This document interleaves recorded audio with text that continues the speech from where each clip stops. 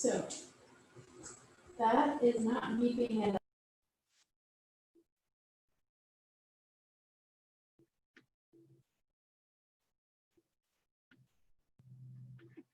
learn how to do that, and we yeah. you might need it's okay. I can do it. Open Are you Zoom sure? Or do you want meetings. Sally to have that? Because you can still talk about the chat from your own thing, right? Okay, It's and recording. guidance and tech support this week as we figured out how to learn with locals online. If you're finding some of the new technology a little bewildering, I have good news for you. Stephen Akins will be hosting 2 tech cafes as part of this speaker series. Saturday, November 14th will be a general Q&A, so you could ask him things like, how do I chat on Zoom? And then on Saturday, December 5th, the focus will be on photo editing and design skills, just in time to make cards and calendars for Christmas. This tea talk was actually developed as a suggestion from a member of the library, and the program and events committee want you to know that they love suggestions, feedback, input. You can reach them at galianolibrary@gmail.com, which was the email you used to join us today. If you've ever attended one of these presentations at the library in person back in the before times, you'll know that this is often the point where we would pass a hat and encourage you to make a donation to the library. And like so many nonprofit groups this year, the library would really appreciate your financial contributions. So I'm sure you can come up with a creative way to make that happen. A little bit of prep before we start Tanya's talk. Some of the basics, we are going to assume that you have your 3 tea samples and that your kettle is handy. You will be prompted when to boil it and when to bring what temperatures and all of that stuff. So just as long as it's nearby. You'll also want a small vessel to put your used tea leaves in as we move through the brews, and a timer. We will also be doing all of that for you as well, but those are just some of the things you could have handy. We did really want this to be an interactive experience, not just our talking heads at you. So Tanya is going to tell us more about this wheel that's on the back of the brochure that was included with your tea. And we're going to use the words on the descriptive words on this wheel to talk a little bit about what you're tasting as you're tasting it. And we thought we would try to do that with the chat feature. So if you're comfortable on Zoom and you've done this before, I'm going to ask you to just jump into the chat and tell us maybe what your favorite tea is. If it's still all really new to you, chat is a feature down at the bottom of your Zoom screen. It just says chat. You click that, a little window will open and we can all see when you make a submission in there. If you can't find it, give us a little wave and we'll sort it out for you. So you can drop questions into the chat at any time as Tanya's talking, and we can either address your questions as we're going really quickly, if it's something about brewing tea, the tea brew that we're doing, or if it's a more complex question, then we will save it for the Q&A at the end. But just so you don't forget, you can drop those into the chat at any time. So I'm just going to take a sec to see if anybody's.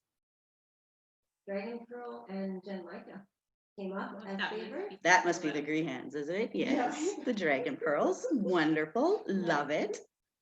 Oh, what is chai? We have a great chai blend coming for the holidays. Stay posted for that. All right. So is everybody feeling good about chat or how and when to put your questions on?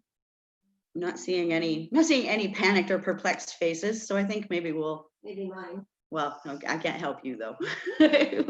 we got to keep moving. So I just want to share my screen. Oh, and then I'm going to I'll do your introduction. So it's a pleasure to introduce you to this fabulous woman. Tanya Ingles discovered her love for tea almost 10 years ago while completing her Master's of Business Admin at the University of Edinburgh.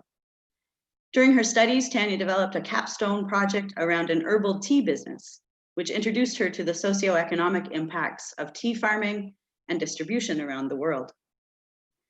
Returning to Canada in 2013, she began the Tea Sommelier program with the Tea Association of Canada.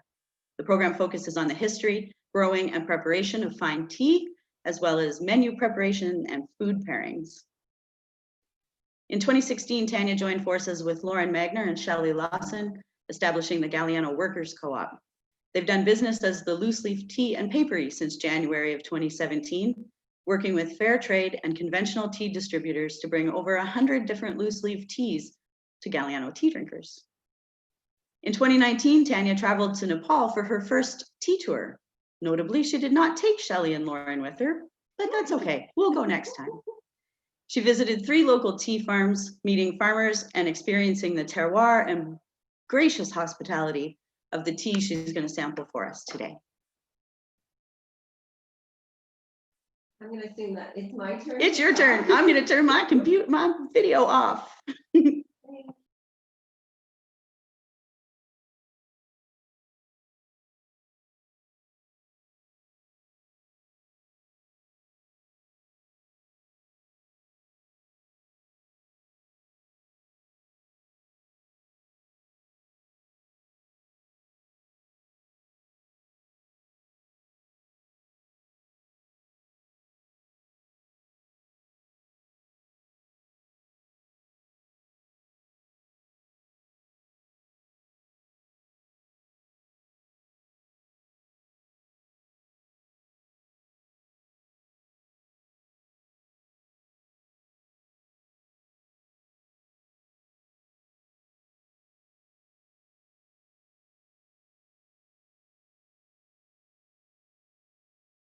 Thank you, Sarah. We're working on it. No. I was so sure we had figured all of this stuff out. Thank you for your patience. Okay. Take 2. How's that? Thumbs up? Can you hear Tanya? Am I being heard now? We have a perfect from Lori C, so it must be good. Okay. Thank you. Okay. So what makes Nepalese tea taste so good? There's many factors that contribute to the final cup of tea that we drink. How it's cultivated and grown, to when and how it's harvested, and to how it's processed, all influences the taste, smell, and look of the tea that we drink. There's many layers, but today we're going to look at what is often referred to as the terroir. This quote that's on the screen is probably my favorite, and you can find it in a book called The Story of Tea by Mary Lou Heiss and Robert Heiss. It speaks to not only the physical aspects of where tea grows and the conditions of air, soil, land, and water, but also the human energy of history, culture, and tradition that makes a place unique. And so today, that place that we're talking about is Nepal. I visited Nepal for a very brief time. I'm not an expert on Nepal or tea in Nepal, or even an expert on tea. But I am an enthusiast and a student, and I have been disciplined in my research into tea. So today I'm going to share some of my experiences that I had visiting Nepal and share what I've learned about tea through my studies and through many, many sips of tea. And I do have notes because I get nervous.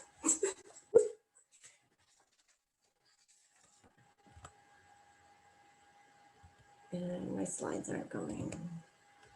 There we go. Okay. So there's a number of tea growing regions in Nepal, but the region that I visited was Elam. And it's probably the most developed and the abundant tea producing regions there, and it's the most commonly found in Canada. The region lies really close to the Darjeeling area in India, and so the teas will have a lot of similar taste profiles. Nepal is a landlocked country, as you probably know, and is at the foot of the Himalayan mountains. Elam lies at about 1,500 meters altitude, and this mountainous area has thin air, and the high altitude plays a significant part in the tea's unique taste. The high altitude dwarfs the maturation of the tea leaves and creates a complex mineral and chemical compound within the tea leaf. Rain is another important nutrient that impacts the growth rate and can dilute or water down the taste of the tea leaf. So while also the amount of sun or the shade the plant gets will also alter the chemical makeup of the leaf. In Elam, there are 3 flushes and a dormant period in the winter where the tea is not harvested. So the first flush is the spring flush, and that is in April and it goes through to May. Average rainfall is about 8 centimeters, rising up to about 18 centimeters by the end of May. Average temperatures around that time of year is 19 to 20 degrees. The next flush is the summer or the monsoon flush, and that happens in June and runs through till about mid-July. Average rainfall is considerably more, hence the name monsoon. And so it's about 45 centimeters, rising to about 68 centimeters on average for the month. Average temperature is about the same as the first flush, and it's about 21 degrees. And then the final flush is the autumn flush, and that occurs during September to November. Average rainfall again is about 40 centimeters, and it drops dramatically by the end of the flush to about 1.5 centimeters for the month. Average temperatures are about the same for the first couple months, 21 degrees, 20 degrees. Then it starts to drop in November. That's when we get into the winter time, and the average temperature then is 15 degrees. So the most common, or I shouldn't say the most common, the most popular tea comes from the first flush. That is the springtime. That's when the flowers are, the tea leaves are opening up, the tea buds are coming up, and that's a very prized part of the tea plant. Often it is hand plucked, and they'll pluck the buds and just the first two tea leaves. The buds, when they're hand plucked and dried, they will make a white tea, and it's often called silver needle. A true silver needle will only be the bud. You can make other white teas. It'll be sometimes a combination of the bud and those first two tea leaves. And then the other flushes will also create a unique tea. There'll be every tea from every flush will have its own unique kind of composition. And again, that's due to the impact on the chemical compounds of the tea leaf. And so some of the compounds that are found in tea there's many, and I'm just going to go over a few. Some of them that are impactful on the overall taste of tea include the polyphenols, and shade and sunlight affect how much of that is in your tea, and it affects the astringency or the dry mouthfeel that you sometimes get from different teas. Another compound of the tea is the amino acids. And again, that's impacted by shade or sunlight. And this contributes, so more amino acids will give the tea a sweetness or a brothiness, or what the Japanese would call, so that's the full mouth kind of feel that we get. Another polyphenol is called the flavonoids. And that there's a whole cluster of flavonoids that exist in the tea plant, and they contribute, or they're commonly referred to as tannins or the catechins, and they are influenced during the oxidation process, which is in the processing of the tea, and it will give tea its liquor color and its robust flavor. And so my next slide is just a quick kind of overview on the different processings to get your different teas. So today we're going to taste a green tea, a white tea, and a black tea. This one also incorporates yellow teas, oolongs, and fermented or pu'er teas, but I'm just going to look at the three that we're tasting today. So once the tea is harvested, it all through the withering process, and the withering process is basically getting rid of any excess moisture. After that, for a green tea, they call it fixed. It's also been referred to as a kill green. And so what happens in this stage is the enzymes that cause oxidation, they heat those enzymes to denature them so that they are no longer oxidizing the tea. And once the oxidation has been denatured or stopped, the tea is then finally dried and prepared for drinking. And so that's what happens in the green tea process. For a white tea, the white tea is actually simply withered. So the moisture is gently taken out of it by drying, and then it's just dried. So there is no fixing, there's no kill green, but there is no oxidation process that happens with the white tea. And then for the black tea, the tea is again withered. It's rolled, so that can often be through machines, or sometimes it's hand done in baskets. And that just rolls the tea leaves a little bit, and then the tea leaves are allowed to fully oxidize. So a black tea is fully oxidized, and once that process has completed, then the tea, any remaining moisture is dried out, and the tea is ready for consumption. So we're to the good part of this talk, which is tasting some teas. On the screen right now, and hopefully you have your pamphlet with you, is the aroma and flavor wheel. So what I'm hoping that we can do together here is when we brew the tea, we can talk about it, and we can use this chart to talk about what we smell and to talk about what we taste. And a great way to do that will just be to maybe pop ideas into the chat when we get there. So I am just going to go over a little bit of how we're going to start. We're going to, yeah. And so hopefully everyone, if you don't have water on the go, I would say let's get your water on the boil. But we don't actually want the water to be boiled. We want to do the green tea first. So we're going to do Abacrete's green tea. And in order to do that, you want it at about 175 degrees. And if you don't have a kettle that has a thermostat on it or a thermometer, then there's a little trick that you can do to sort of get your tea temperature or your water temperature right. And again, I would also say that it is important to brew tea at different temperatures, but it's not crucial that it is exact.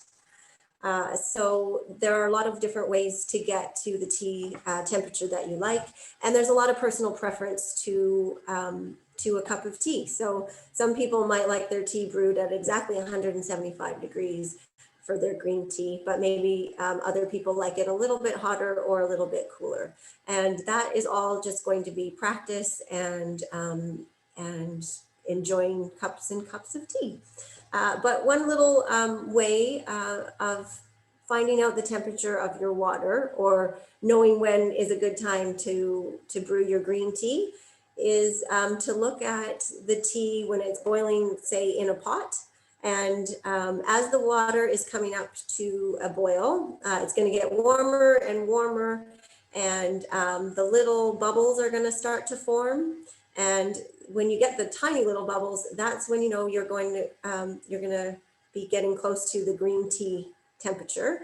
And so often those bubbles are called the crab eyes. So when your water looks like a bunch of little crab eyes looking up at you, then you're probably ready to make your green or white tea.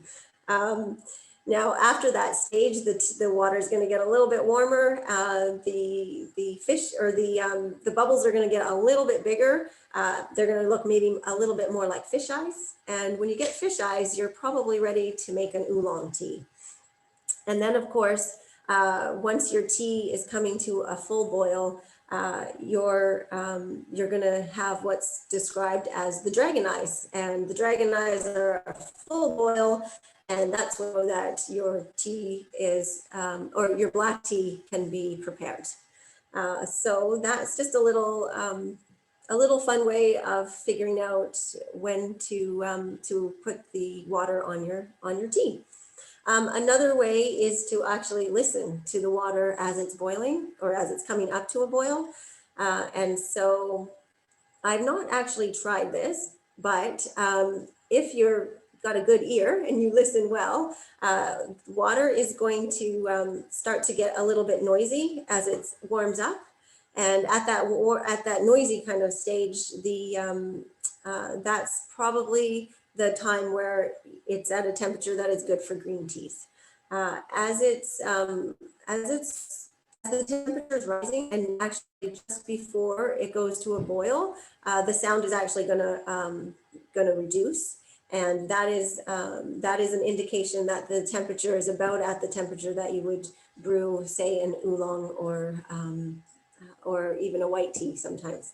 And then, of course, you'll know a full-on boil because it has a very distinct kind of rumbly sound. And that's when you're ready to brew a black tea. So I'm going to turn on my camera for my tea tray so that I can show you a little bit about what I'm doing and how I'm going to prepare some of my teas today. Is that? Okay. Okay. So as you can see, I've got this vessel right here. This is called a Galiano, and this is how I'm going to brew my green tea and my white tea. And the reason I'm doing that is because I can brew my tea a lot faster this way. It'll only take me about 30 seconds to have my first flush of tea, or my first infusion of tea. Another reason I like to do that is because when I put my green tea in, which I'm going to do right now, and so if you're ready to brew your first cup of green tea, I would recommend that you start brewing your tea, because your tea is going to take about 3 minutes, and I'll probably go through my first flush and have my cup ready as well in about 3 minutes. So if you need a minute, I can wait, but if not, I'm gonna go ahead. I'm gonna show you my green tea leaves. So I'm using kind of a lot of green tea right now. And again, the reason for that is because I'm doing Gong Fu style, and I'm gonna do a really short infusion. So I'm gonna take a little bit more tea and a little less time to brew my tea. The other thing I'm going to do is this first. I'm going to apply water to my tea leaves right now. And then I'm going to just really quickly pour it off. I'm not even going to let it really steep. I'm just going to warm up my cups with this water. I'm going to feed my little tea pet, which is this hippo right here. Hello, hippo. And then I'm going to warm up my cups a bit more. Zeus also has a tea pet. Oh, yay. Zeus is here. Hello.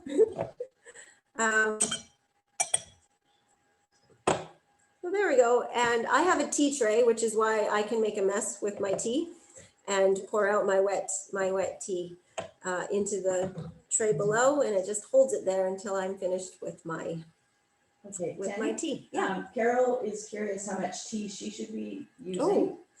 And Barb, it's a different camera, Barb. If you can't see the tea or the tray, it's the library Galiano screen. That's where the tea tray is. It's not Tanya's face. If you scroll across, you might not have all of the people, but you can scroll through and see.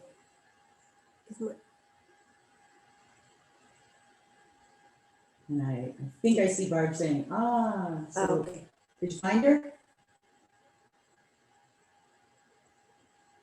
Okay.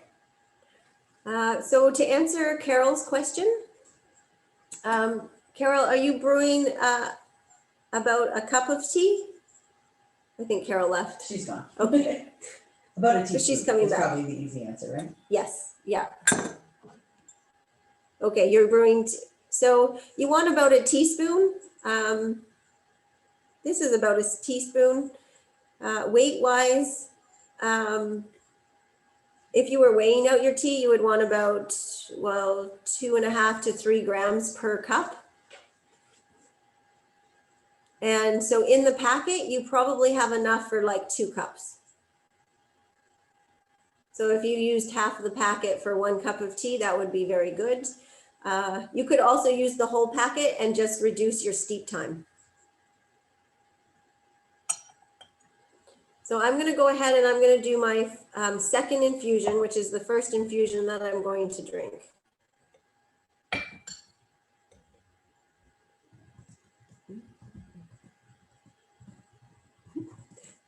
And I can't help but do things like whenever I start tea.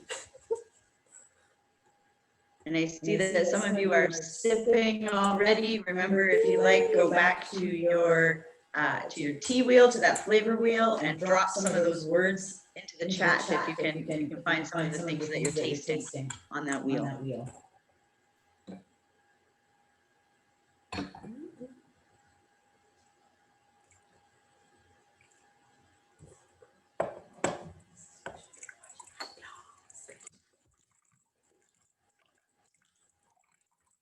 So thanks, Shelley, for giving those little tips on the flavor wheel. So I've now got our tea ready to go. I'm just going to hand it over to Lauren, to hand to Shelley, to hand to Lauren. And I hope everyone has tea right now. Thank you. One thing I love to do when I start drinking tea is just to smell it. I also like to smell the actual aroma coming out of my cup or out of the gaiwan.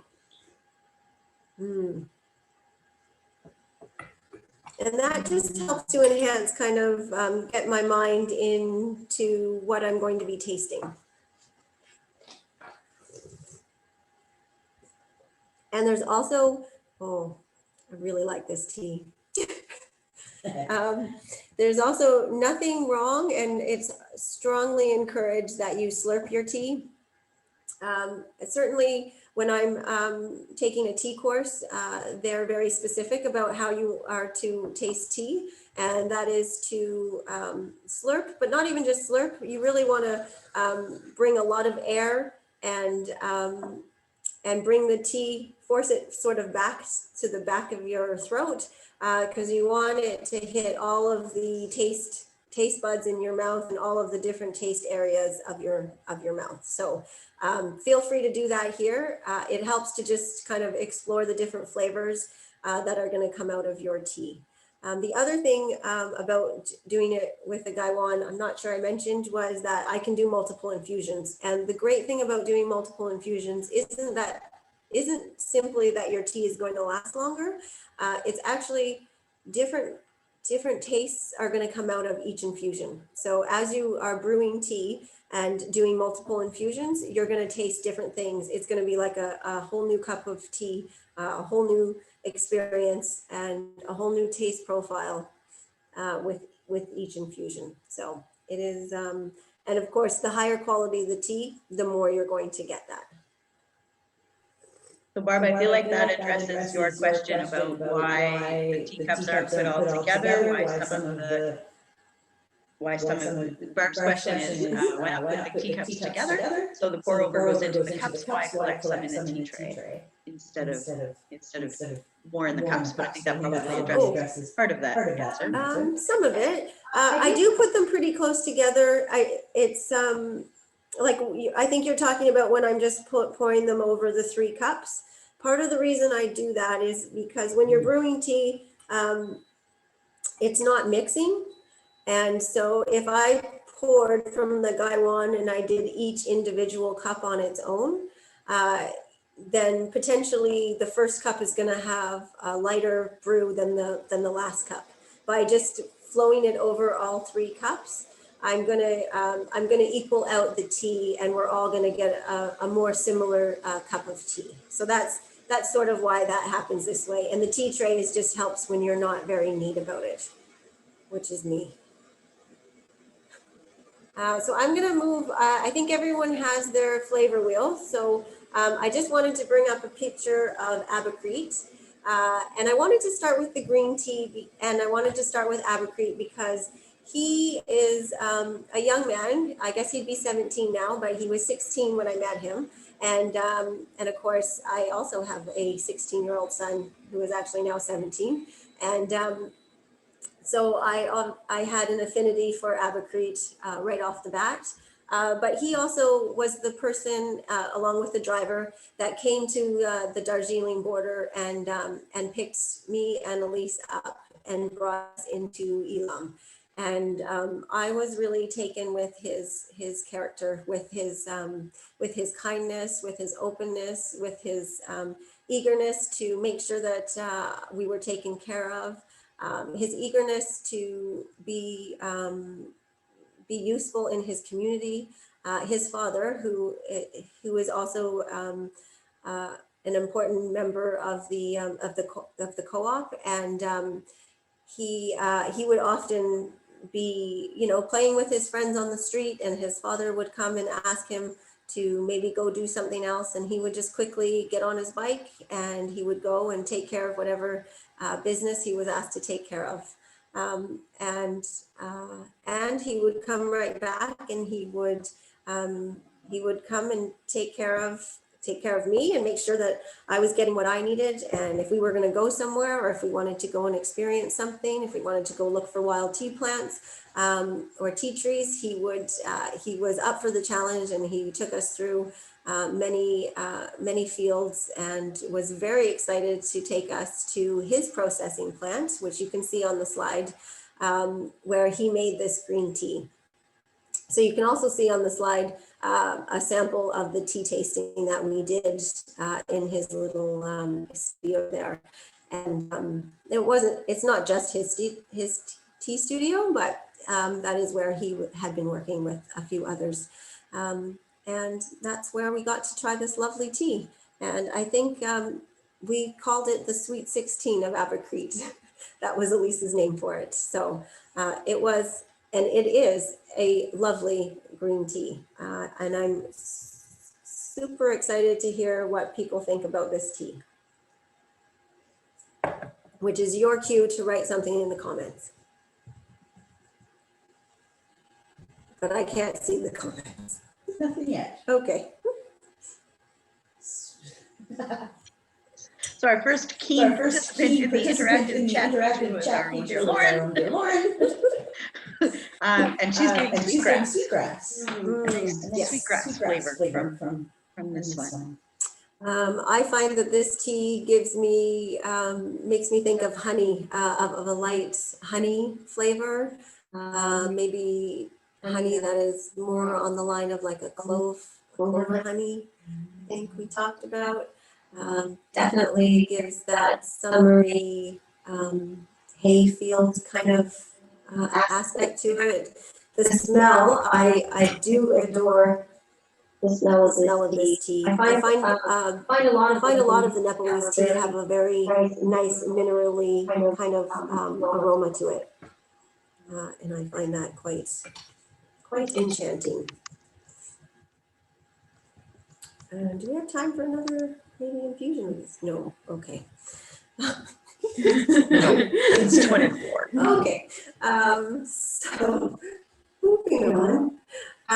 The next tea we're going to try, has everyone had a chance to try their green tea? Do you have any questions about the green tea before I move on to the white tea? And most importantly, is everyone enjoying their tea?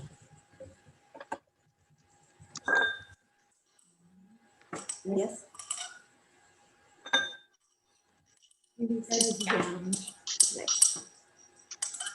Fresh cut grass, parsley, new hair, and metal.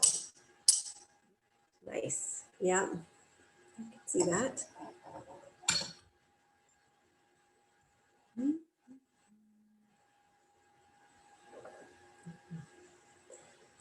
So I'm just preparing for the white tea. As you can see in here, it's pretty full. And the reason why it looks so full is because the white tea is, as we saw in the kind of the processing slide, it's just withered and then fully dried. And it creates a really light, fluffy tea. So even though this looks like a lot of tea, it probably doesn't weigh very much. And so that is another reason why in the tea brewing kind of world, people will measure out their tea by weight as opposed to using a spoon. Because as you can even see here, the style of this tea is very different than the green tea, which looks like this. So to put those into 2 scoops two similar, put them both in the same scoop, you would get a lot more of this tea than you would of this tea.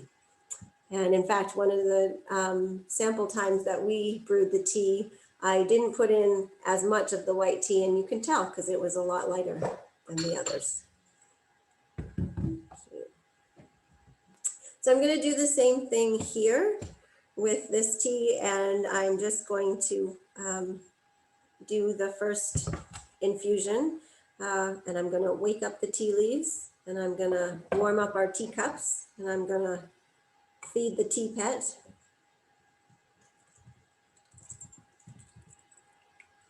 And then I'll do a second infusion for our tasting. Narendra is the producer, the farmer of this white tea. He is kind of the other end of the spectrum. He's an older gentleman. He's led a full life. He's retired from an organization that did sustainability work and in developing countries, in Africa primarily. He returned to Nepal, and he returned to his grandfather's tea farm or tea fields to start creating orthodox teas and specialty teas. And he also has redone the home and created a little processing plant, and made it more of a homestead so that he can have guests such as myself be there. He also has taken out some tea plants and created more area to do sustainable agriculture, including coffee and including mushrooms. And the reason he did that is because there is little money to be made in commercial or the commercial crop of tea. So the tea we're drinking now is more of a specialty tea. The commodity tea that is predominant in Nepal goes into making like tea bag tea or into other kind of blends. So that, unfortunately, that model of tea production does not alleviate the poverty issues that are often found in tea growing areas. And so what Narendra is looking to do is encourage more small farmer and orthodox tea production where you can get a higher value for the tea that you're producing. And so hopefully everyone has a white tea on the go, and we can have a little sip of white tea. Also good that in between your teas, that if you need it, just to have a little snack, either cleanse your palate with some water or cleanse your palate with a piece of chocolate or a biscuit or whatever you fancy. Or a chocolate biscuit that I'm eyeing over. No, I don't need anything. Our team would like to know more about the teapot. Oh, about the teapot. No, I'm good. This is just a, I'm not sure exactly what you want to know about the teapot. Like the reason for the teapot, it's more of just a novelty feature and used as display on your tea tray, and it absorbs the excess water that happens when you're warming up your tea or you're doing that first infusion that you're not going to drink. But this one in particular was brought back for and gifted to me from Zeus. So thank you, Zeus. And this one, I don't have it in a little cup, and I haven't actually properly prepared the little hippo. But if I did and I put the water on it, the water would bubble and would little shoot out of his nose a little bit. So it is an interactive toy too. So hopefully that sort of answers your question about the teapot. Yeah, Excellent. It also helps to focus attention away from other things.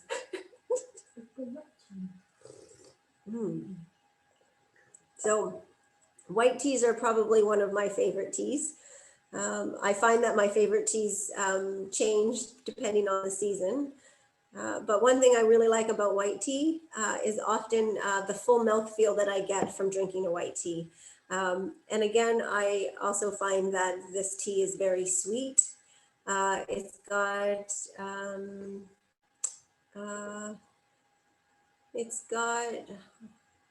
I don't want to use the word honey again, but I do taste honey again. And buttery. I always, you know, this tea has a nice full mouthfeel, and it's sort of buttery and lasts in your mouth. And I really enjoy that, that aspect of it. Anyone else have any comments about this tea that they could share or would like to share? Not yet. Not yet. Are people still brewing? No, I see people drinking. Okay, good.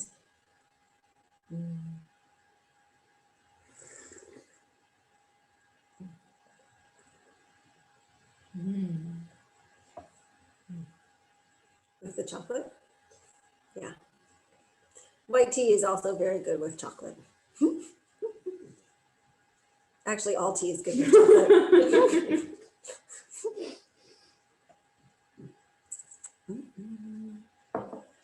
But white tea reminds me of like a summer day.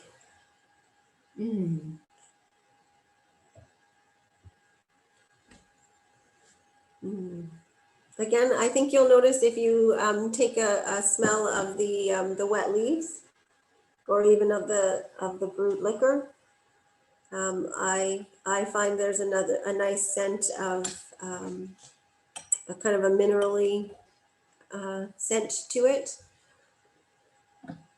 Maybe that has to do with the lovely mountain air it comes out of. I could stick my nose in tea all day. Sometimes I do. Moss. Oh, I like that. Yeah. Yeah. Mossy, yeah, kind of foresty. Like a dry forest. I like that.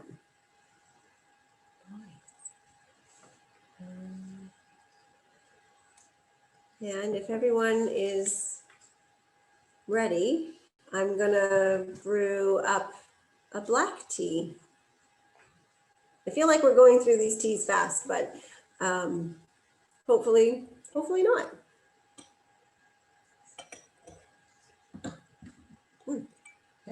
Okay. Lovely. Yep, that's okay. So for the black tea, I decided that I'm not going to use the Gaiwan. I am just going to brew it in a regular teapot. So I'm going to put my little Gaiwan away.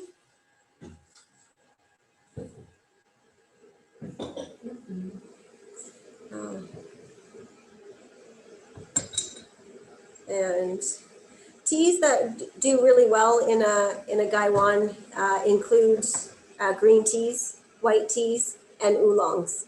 And oolongs in particular are really nice in a Gaiwan because you get a nice big vessel to brew the tea, and oolongs are always like the full tea leaf. And so as you're making your infusions, the oolong will open up more and more. Gaiwan gives it lots of space that the tea leaves can unfurl and open up completely. I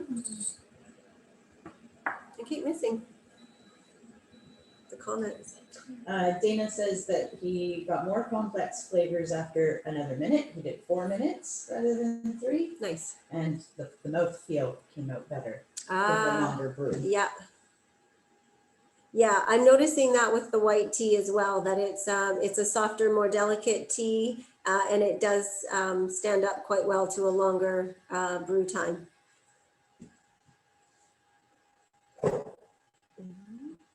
Cool. And so for the black tea, because I'm just brewing it in kind of the standard teapot, it will take a few minutes for that to happen. So I'm hoping that Lauren can maybe set a timer. for 3 minutes. A black tea can be brewed up to 5 minutes, but I like to brew my tea a little bit shorter. So I usually do 3 minutes for even a black tea. Often I'll compensate by putting a little bit more tea into it, into the pot, so that I can do a faster brew time. And I'm just gonna step away from my screen to get a picture.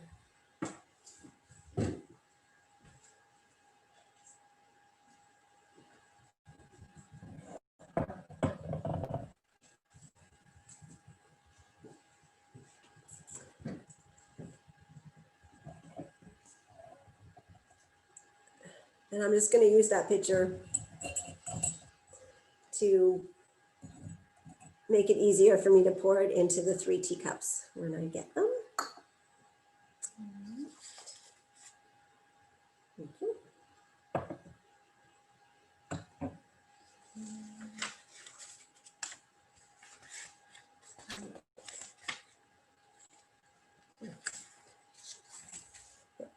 There we go.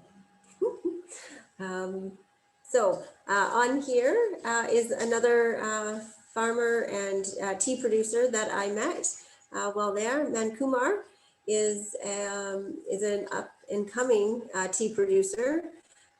He was working with the Hariali co-op when I was there, but at that time he was also venturing off and learning to do his own thing and really wants to focus in on oolong teas. So he works alongside of Sharad Suba, and together they were working on black teas and oolong teas. The tea that we're tasting today is from the Hariali co-op, and is probably a combined effort between Mankumar and Sharad. One of the great or memorable things that I got to experience when I was there was meeting Mankumar and his family, which I have pictured in here, and their hospitality. I'm just going to quickly go over to this slide, which shows some delicious food and drink that I was offered when I was there. And so one thing that I really felt quite privileged to experience when I was in Nepal was the hospitality of the people there. They were so kind and so generous and so giving in sharing what they had, and we enjoyed many phenomenal meals. What's not pictured here is a kind of a delicacy of or a common food in Nepal, which is called Momos. They're a Nepalese dumpling. It is really so yummy. And we would eat them in the evening. They would make them and we'd have them for supper. And then in the morning, they would fry them up again and have them for breakfast. So really, probably one of my favorite foods out of Nepal was the dumplings. And the picture on the right is fermented millet, which is actually an alcohol-based drink, which we had a lot of fun drinking. And actually one afternoon we drank a little fermented millet, and we danced, and we were taught some Nepalese dancing, and we spent the afternoon doing that, which was a whole lot of fun. It was even made better by the fact that there was no recordings, so there's no evidence of my ability or inability to dance Nepalese style. So hopefully your black tea is ready and we can have a sip.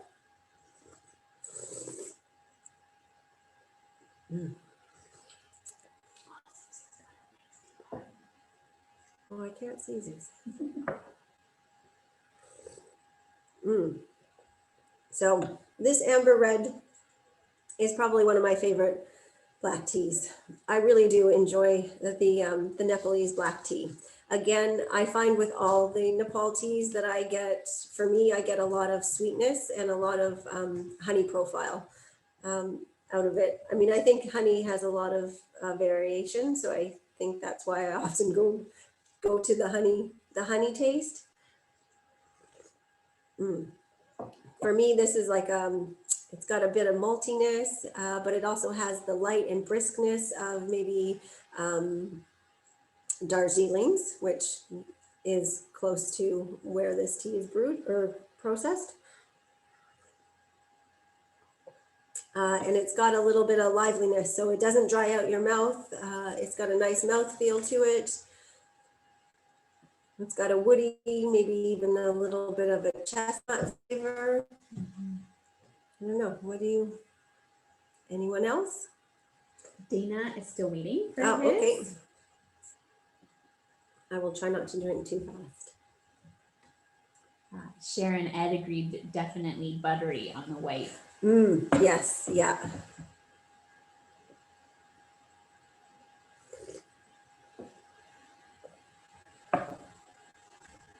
Can I see the wheel? Okay.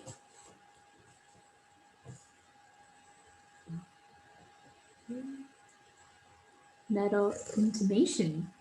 I can definitely taste the metally. Yeah, minerally, metally.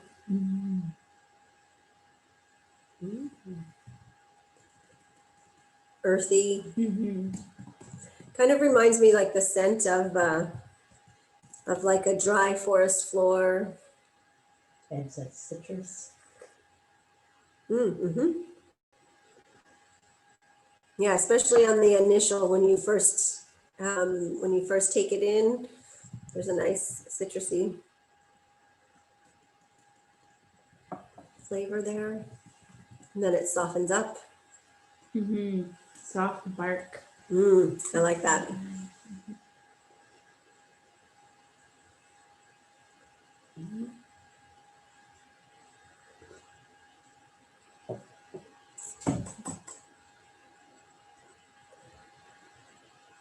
Now in the quiet, I'm just drinking tea.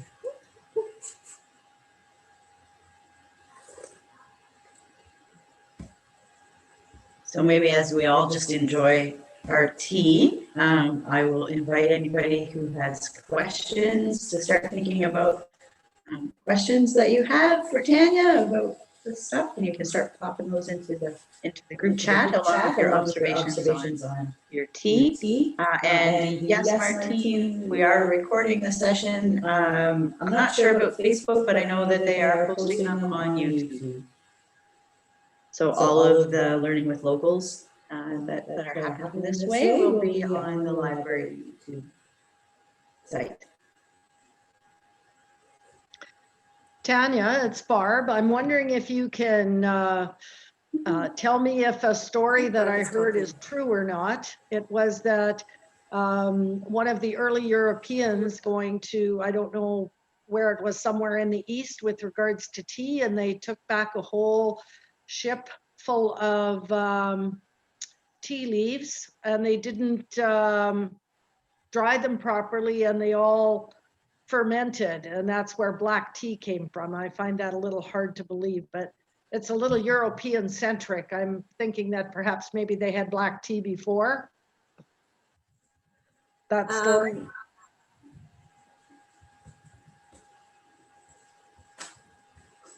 So it was a conceit that so Barb, I missed a little bit of what you said at the beginning. I think I got the gist of it. There's a story of how black tea came to be, that it was forgotten and then fermented. not so much forgotten, but they didn't properly keep it dry, and it got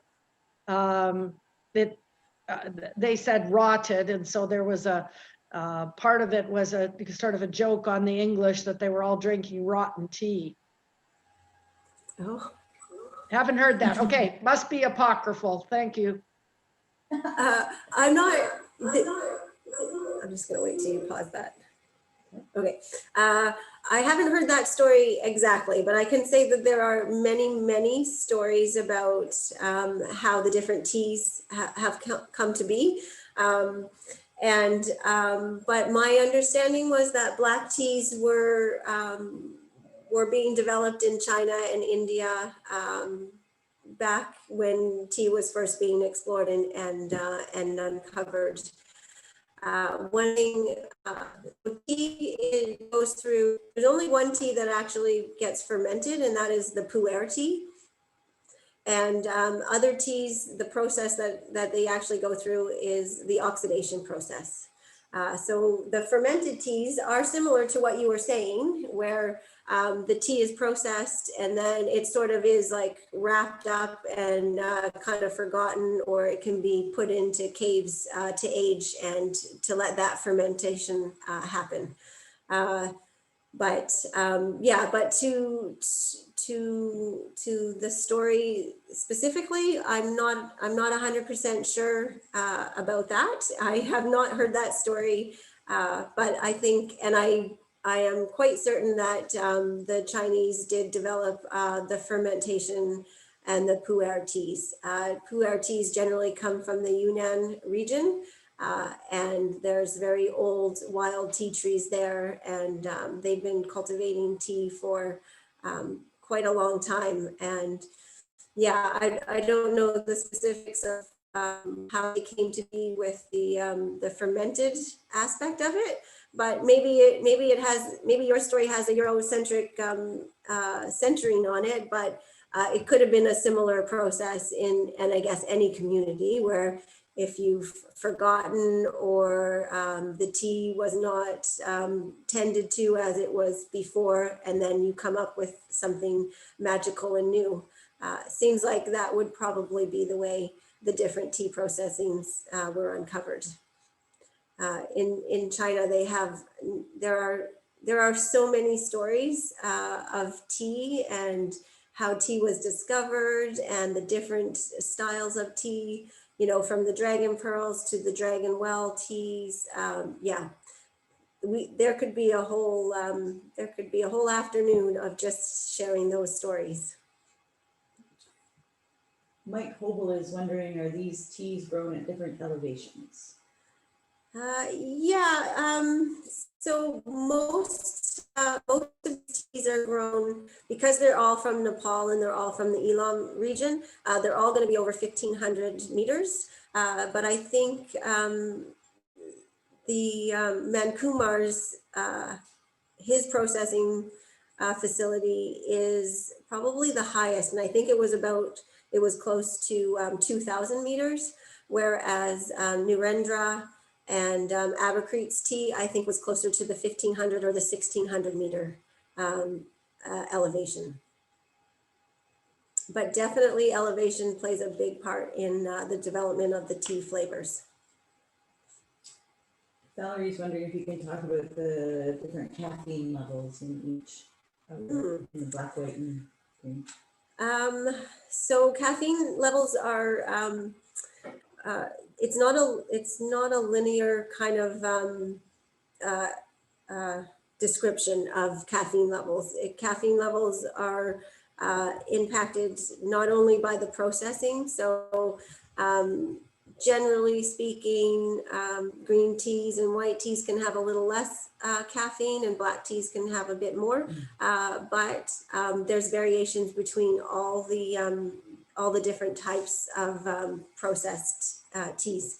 So even within green teas, you can have some green teas that are more heavily caffeinated than other green teas. For example, there's a common green tea called hojicha, which is popular in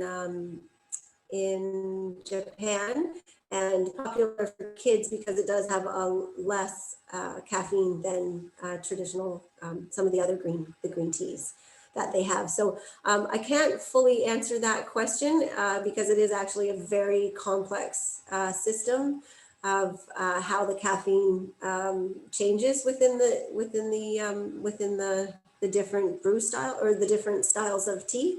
But I can tell you that generally speaking, that you're going to get more caffeine out of the darker teas, but also when you're brewing tea. So for example, we had a couple infusions of the green tea and a couple infusions of the white tea.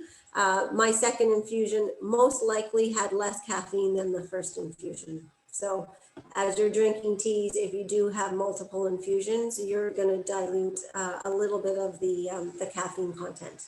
But yeah, there's a few books, and I did mention the Story of Tea book, and then there's another one called Tea, and it talks about the terroir, and has a whole chapter on the chemical breakdowns of tea leaves, and also looks at studying the caffeine contents and what impacts the different caffeine levels of the teas. Dina's curious about milk and sugar in black tea. Well, I think that there's always a place for milk and sugar in tea. But I do know some tea enthusiasts and some tea experts would say that you should never need to put milk and sweetener in your tea. And that's probably true. I don't think that I would add, a sweetener or a whitener to this tea here. But there are some other teas that I quite enjoy putting a little bit of sweetener in and making a latte out of it. So yeah, I mean, I think if you're sitting down to enjoy tea for the sake of enjoying tea, then hopefully you're buying a high quality tea that doesn't need milk or sugar. But if you're going for a tea for comfort and you enjoy the creaminess that you get from adding milk and sugar, then I think that is a wonderful way to have tea. And I do also enjoy tea that way on occasion. So I am realizing that a couple of things all at once. We're coming up to just on 4. We didn't really discuss how we were going to end this little session. We were very focused on how we were going to start and stay through it, but we didn't really talk about how we were going to end it. I don't see any more questions in the chat, except I see one more question in the chat. So this is your last chance. Drop your questions in there. We're not in a rush. We can stay and answer questions as long as there are some. But now's the chance. So if there's any more questions, you can drop those into the chat. And Ed is wondering which tea has the highest tannin level. Oh, the tannins? So the tannins, they're going to be highest in the black teas. So I mentioned earlier on that tannins are impacted by the flavonoids, and that happens in the processing of the tea. And so that happens, black teas have more tannins and have the darker colors. And hopefully that answers that question.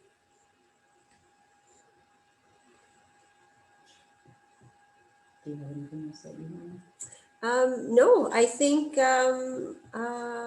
I just would like to say thank you to everyone for joining me today.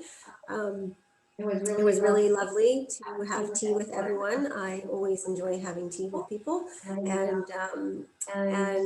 was yeah, it was a very interesting experience doing tea on Zoom, but I also just want to say thank you to Shelley and Shelley, because certainly with their help and help I'd be doing it. They definitely give me a lot of courage to do these things. So thank you, and yeah, and thanks for So we'll just do maybe one more. I'm good. One more little shout out to the P&E committee for putting together an online opportunity to learn with locals and to see all your lovely faces. So grateful for the opportunity to do that. If you have any suggestions for upcoming events, please let them know. Donate, be generous, support your local library. I don't think we have anything else to say, folks. So if anyone else does, please jump in. And if not, we will we'll wrap it up. I think I'll just mention one more thing. That's just to go back to the original question of why Nepalese tea tastes so good. I hope that even though there are many reasons why Nepalese tea tastes the way it does and why Nepalese tea might taste so good, but I think the biggest thing that makes tea taste good is who you're sharing it with and how you're tasting it. And so if this Nepalese tea tastes good, and I really, really hope it does, I hope that was influenced by the company that you were keeping yourself and the company that we all shared today, even if it was by Zoom. I hope that you continue to enjoy your tea and that we cross paths again and maybe drink tea again sometime soon.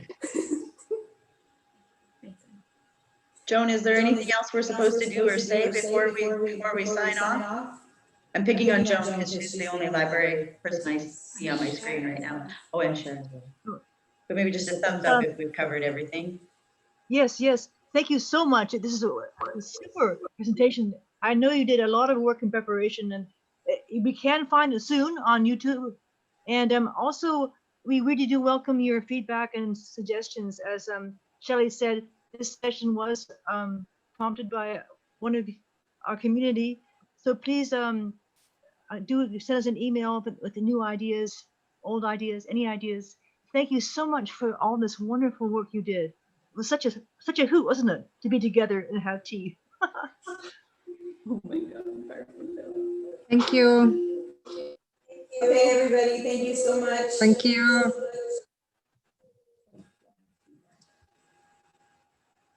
We're good? Can I leave this meeting? Oh, wait, but recording? How do we end the recording?